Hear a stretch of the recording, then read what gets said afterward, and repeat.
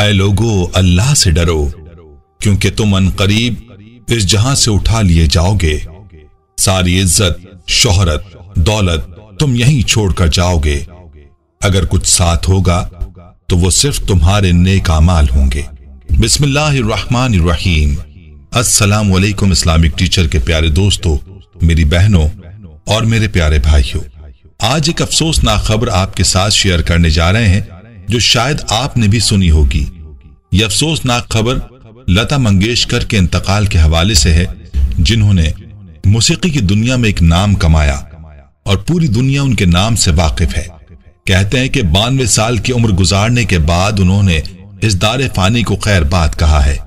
आज की वीडियो में न सिर्फ उनकी मौत के बारे में बताएंगे, बल्कि हम आपको उनकी जिंदगी के चंद दरख्शां पहलुओं के बारे में भी बताएंगे और आपको ये भी बताएंगे कि इस्लाम और पाकिस्तान के बारे में वो क्या ख्यालात रखती थीं। प्यारे भाइयों और बहनों, मौत एक अटल हकीकत है और इसने आखिरकार आकर ही रहना है। चाहे कोई इंसान इस दुनिया में हजारों बरस की जिंदगी पाए, लेकिन आखिर एक दिन उसने मौत का जायका चखना है और इस दुनिया को खैर बात कहना है। लता मंगेशकर की मौत के बारे में क्या खबरें मौसूल हो रही हैं, इस बारे में मुकम्मल तफसील जानने के लिए आपसे इल्तमास है कि वीडियो को आखिर तक लाजमी देखिएगा। प्यारे भाइयों, लता मंगेशकर की मौत पर बात करने से पहले आपको उनकी जिंदगी से मुताल्लिक मुख्तसरन बताते हैं। याद रहे कि लता को इंडिया की बुलबुल कहा जाता था।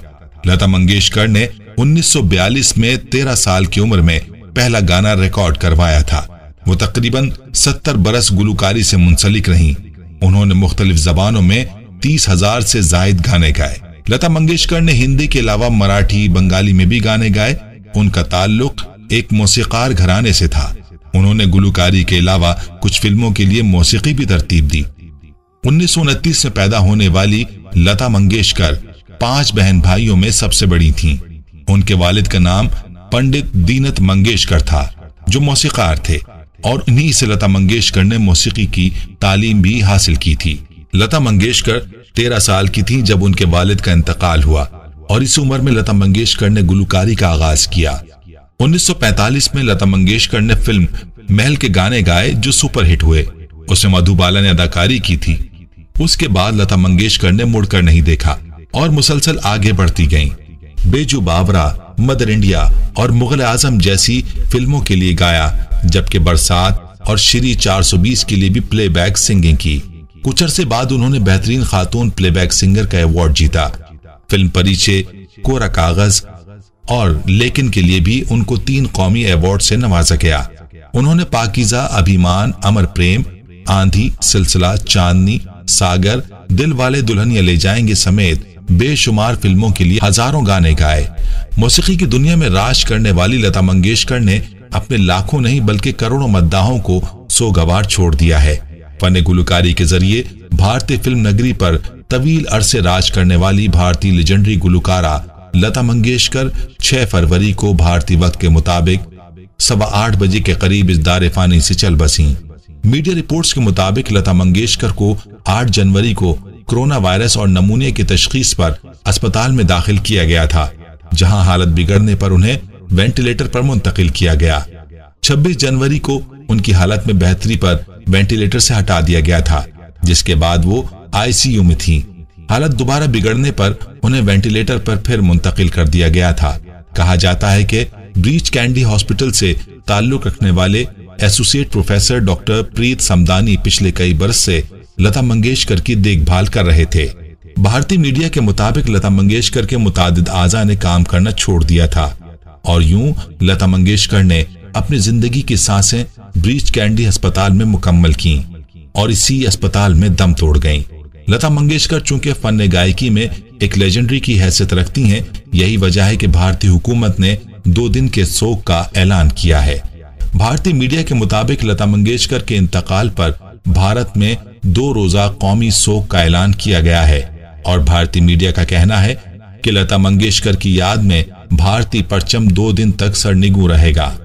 भारतीय मीडिया के मुताबिक लता मंगेशकर की आखिरी रसूमात पाकिस्तानी वक्त के मुताबिक शाम 6 बजे मुंबई के शिवाजी पार्क में अदा की गईं। भारतीय मीडिया ने बताया कि अवाम ने मुंबई के शिवाजी पार्क में लेजेंडरी गुलकारा की मैयत का दीदार किया। उन्हें खराज अकीदत पेश किया गया और उनकी आखिरी रसूमात भी पूरी की गईं।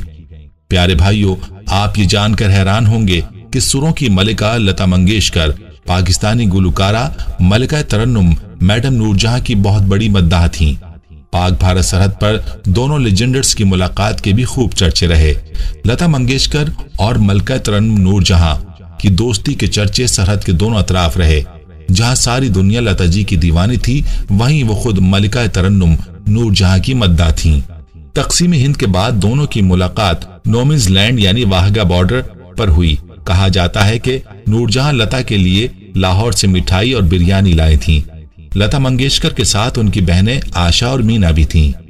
नूरजहां लता जी के बारे में कहती थीं कि वो बहुत अच्छा गाती हैं, उन जैसा कोई नहीं गा सकता। लता मंगेशकर भी मैडम नूरजहां की फैन थीं। कहती थीं कि उन्होंने उर्दू के तलफ्फुज़ मैडम नूरजहां से सीखे।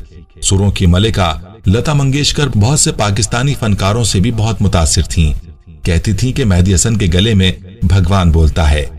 उस्ताद नुसरत फतेह अली खान को भी बहुत पसंद करती थीं और यही वजह थी कि उनके दिल में पाकिस्तान के लिए कोई नफरत ना थी और ना ही उन्होंने अपनी जिंदगी में कोई ऐसी बात की थी कि जिससे मुल्क पाकिस्तान या फिर इस्लाम के खिलाफ उन्होंने कोई बात की हो। अच्छे दिल की मालिक थीं और किसी के लिए तासुब नहीं रखती थीं। उस्ताद बड़े गुलाम अली खान जब उनके गाने सुनते तो बेइख्तियार कह उठते कि कमबख्त कभी बेसुरी नहीं होती। आवाज के शहर में कई नस्लों को गिरफ्तार रखने वाली सुरों की मलिका के फन ने 6 दहाइयों का सफर तय किया। 3 नस्लें इस अहद में जवान हुई और वो इन 3 नस्लों की पसंदीदा गुलकार ठहरी। जिस गुलकार के साथ गाना गाया कमाल गाया। मोहम्मद रफी से लेकर किशोर कुमार तक, उदित नारायण से लेकर सोनू निगम तक उनका साथ सुनने वालों को खूब भाया। आपको बताते चलें कि लता मंगेशकर ने आखिरी बार 2019 में गाना रिकॉर्ड करवाया था। लता मंगेशकर ने भारतीय फौज और कौम को खराज तहसीन पेश करने के लिए अपना आखिरी गाना सौगंध मुझे इस मिट्टी की रिकॉर्ड किया, जिसे मेवश पाई ने तरतीब दिया था। ये 30 मार्च 2019 को जारी किया गया था। आपको जानकर हैरानगी होगी कि गिनीज बुक ऑफ रिकॉर्ड के 1974 के एडिशन ने लता मंगेशकर को सबसे ज्यादा रिकॉर्ड शुदा फनकार के तौर पर दर्ज किया था, लेकिन इस दावे का मुकाबला मोहम्मद रफी ने किया। किताब में लता जी के नाम की फहरिस्त जारी है, लेकिन रफी के दावे का भी जिक्र है। इस इंदराज को 1991 से 2011 तक हटा दिया गया, जिसमें गिनीज ने लता जी की बहन आशा भोसले को सबसे ज्यादा रिकॉर्ड शुदा फनकार के तौर पर रखा। अलबत्ता फन गुलकारी के जरिए भारतीय फिल्म नगरी पर तवील अरसे राज करने वाली भारतीय लेजेंडरी गुलकारा लता मंगेशकर अब इस दुनिया में नहीं रही। हमारी इस काविश को लाइक और जरूर शेयर कीजिएगा। दोस्तों, हम उम्मीद करते हैं कि आपको हमारी आज की ये वीडियो जरूर पसंद आई होगी।